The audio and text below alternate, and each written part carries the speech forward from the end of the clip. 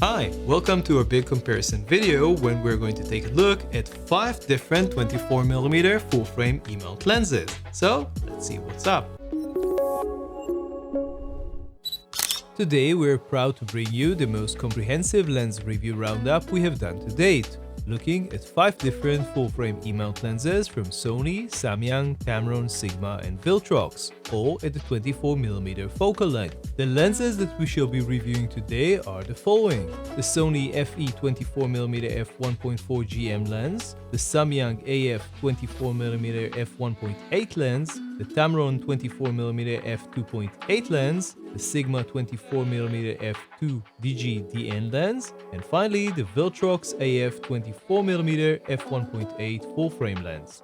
There are 2 full-frame 24mm E-mount lenses that we unfortunately didn't have a chance to include in this review roundup, and those are the Sony FE 24mm f2.8G lens and the Samyang 24mm f2.8. Both are actually smaller and more compact than any of the lenses that we have tested here, and we hope to review them in the future. As always, we will start with the design and build of these 5 lenses before we move over to performance.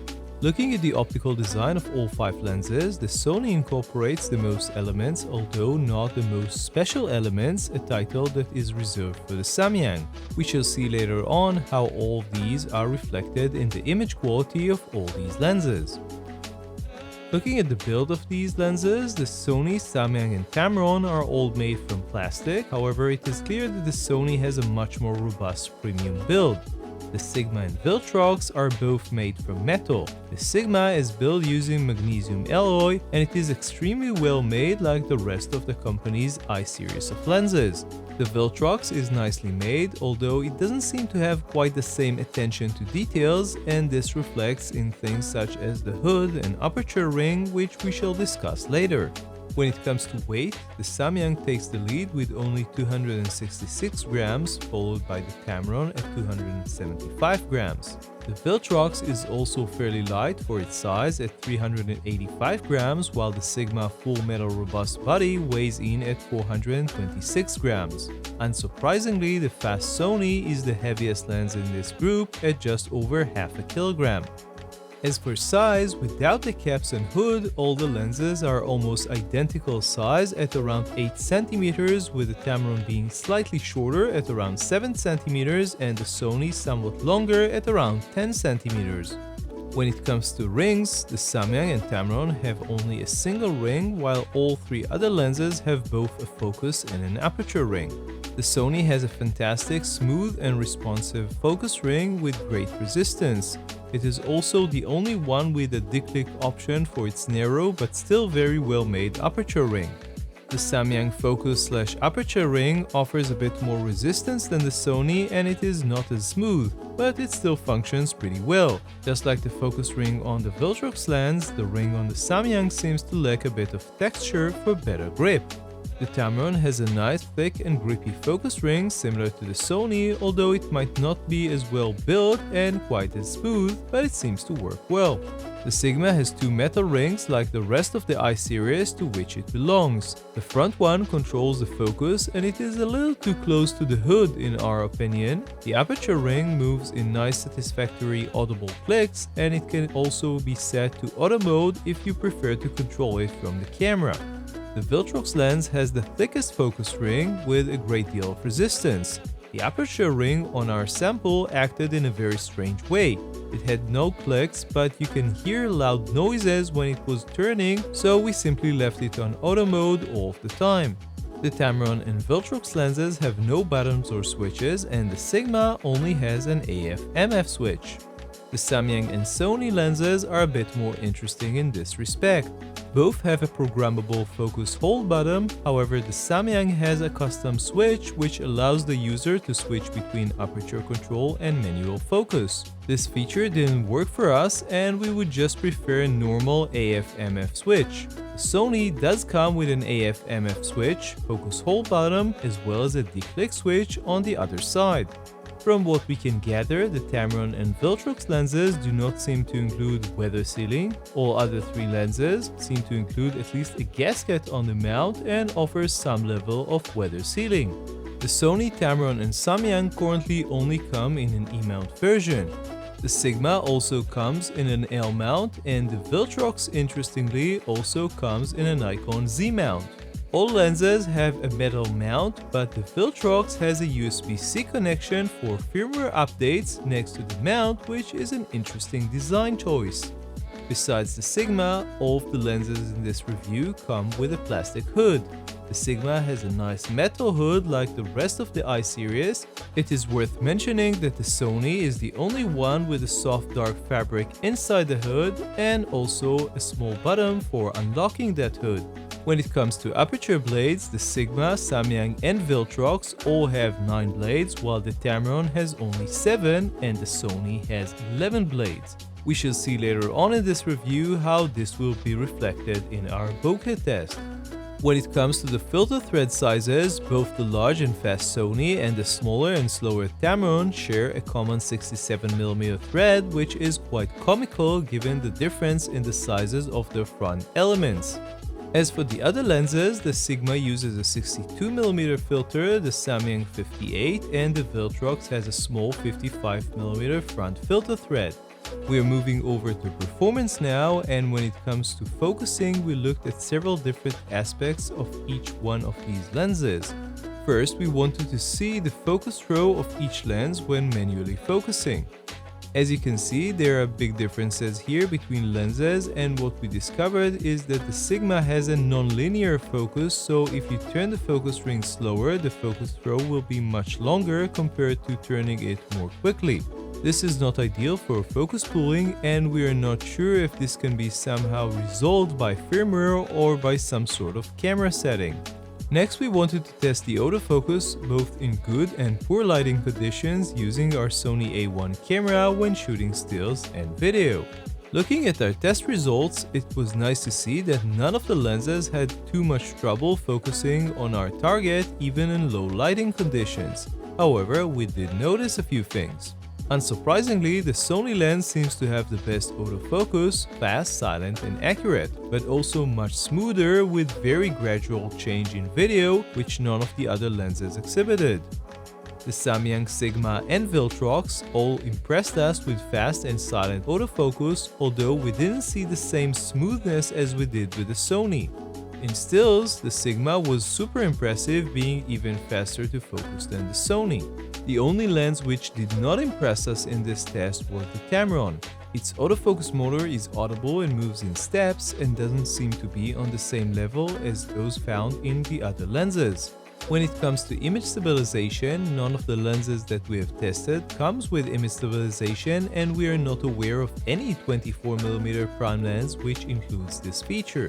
Now let's look at sharpness. We tested the sharpness of all of the lenses using our special large professional IMATest high-end chart on our Sony A1 camera in different apertures.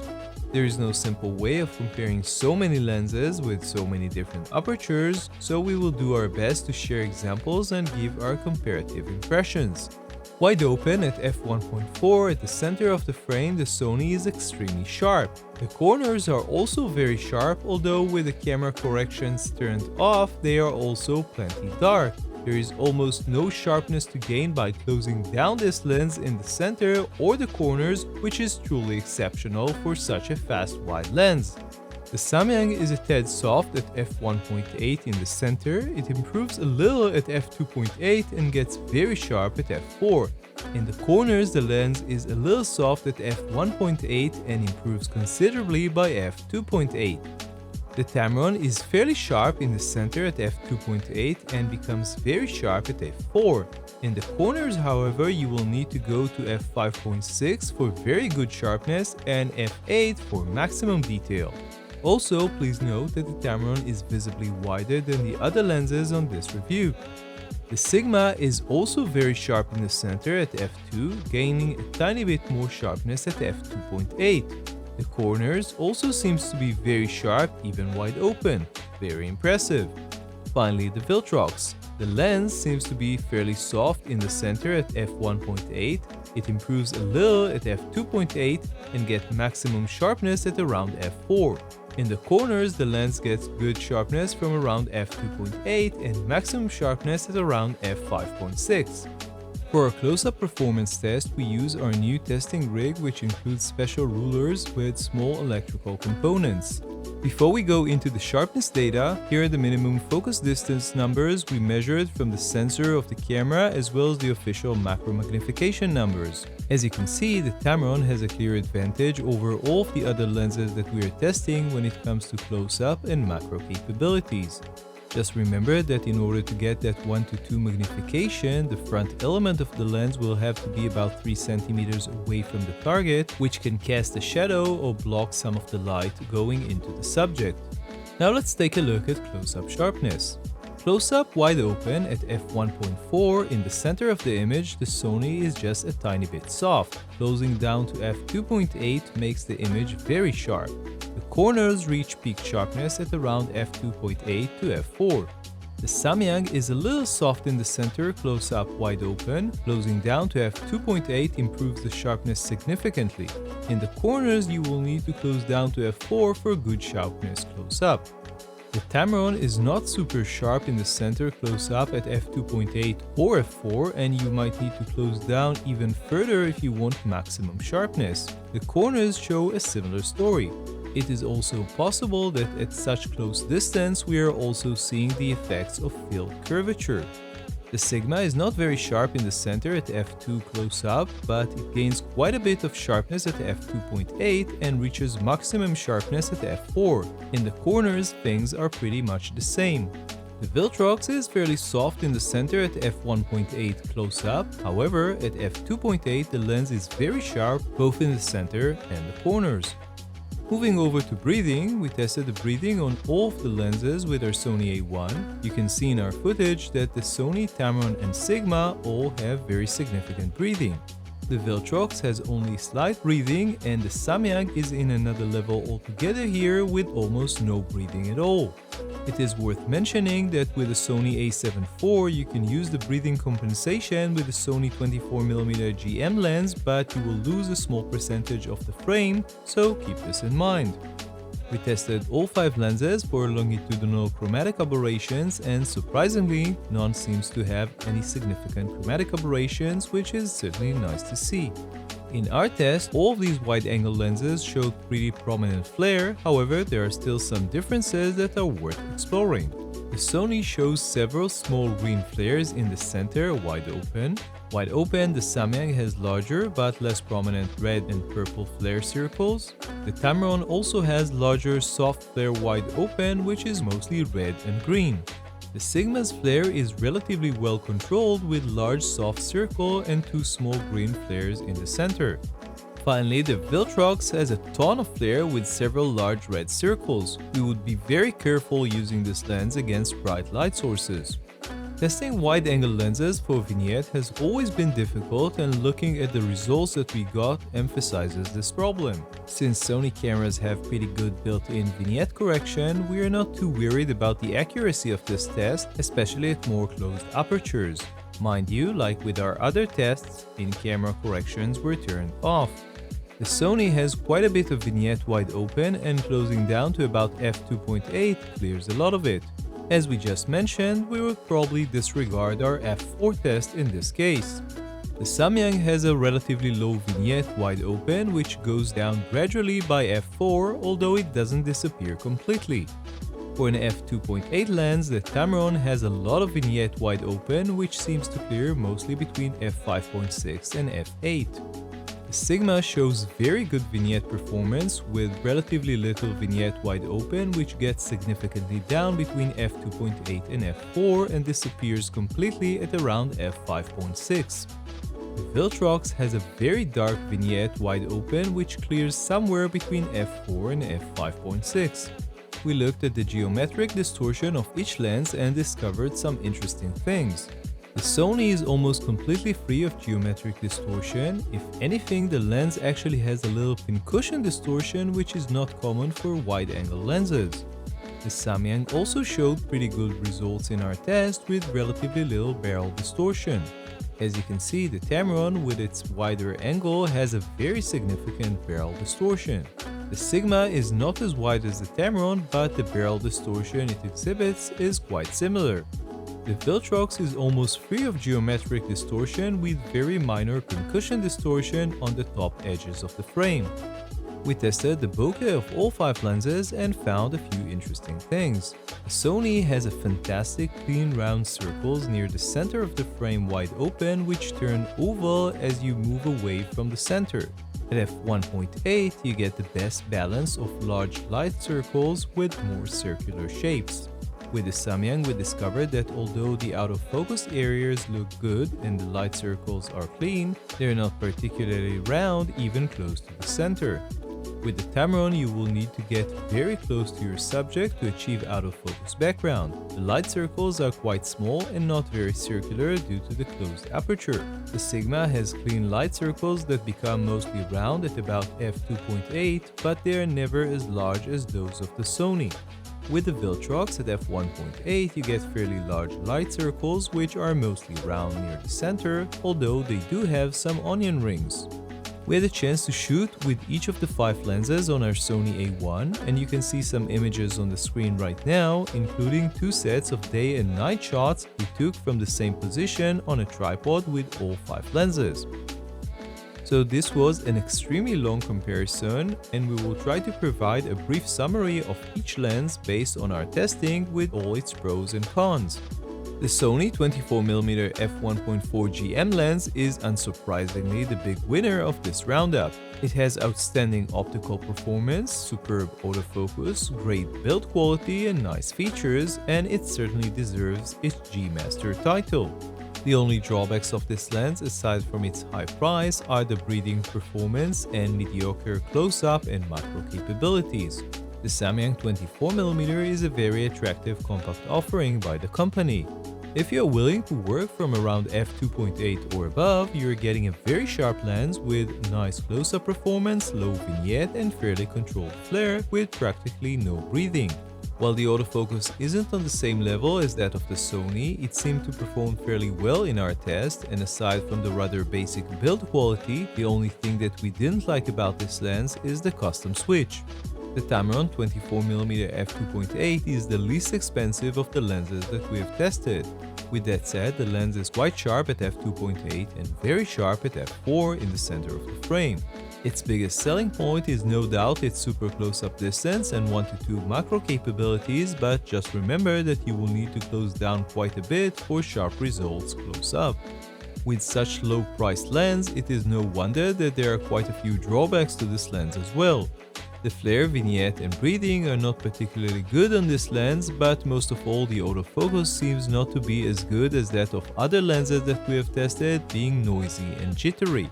It would be really nice to see an updated version of this lens with better autofocus and improved optics, but with the same macro capabilities even at a higher price tag. The Sigma I series continues to impress us, and the 24mm f2 is no exception. The lens is very sharp even wide open and extremely sharp at f2.8 across the frame, with very good sharpness at f2.8 close up.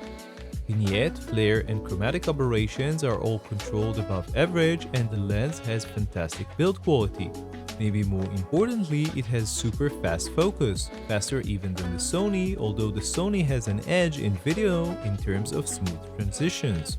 There are just a few drawbacks to this lens. We don't really care for the fact that the focus is non-linear, which can irritate video shooters. The breathing on this lens is also quite significant, and it would be nice to see better macro magnification. But really, other than that, Sigma has another winner on its hand with this lens. This is the first full-frame lens from Viltrox that we have been reviewing here, and it is certainly nice to see more competition on the market. The lens autofocus actually surprised us, being fairly fast and relatively accurate. Sharpness at the center is okay, especially starting from f2.8 and above, but you will need to go to f5.6 for optimal sharpness across the frame. Breathing is also well controlled with this lens. The lens does have a few things that Viltrox will need to improve upon, including vignette, flare and close-up image quality. Of course, most people will also look at pricing as a factor when choosing which lens to get, and here is where things become even more interesting. The 5 lenses that we have reviewed today range in price from as low as $200 all the way up to $1,400. This certainly means that there is a 24mm E-mount lens that fits almost any budget. It's also worth mentioning that the price of the compact 24mm f2.8 Sony G lens that we did not get a chance to test here is just under $600, and the similarly tiny Samyang 24mm f2.8 sells for only $200. So that was our look at 5 different E-mount lenses at a 24mm focal length. You can check out the full review with all of our test results on lensvid.com. Don't forget to subscribe to our YouTube channel to find more videos just like this. See you next time.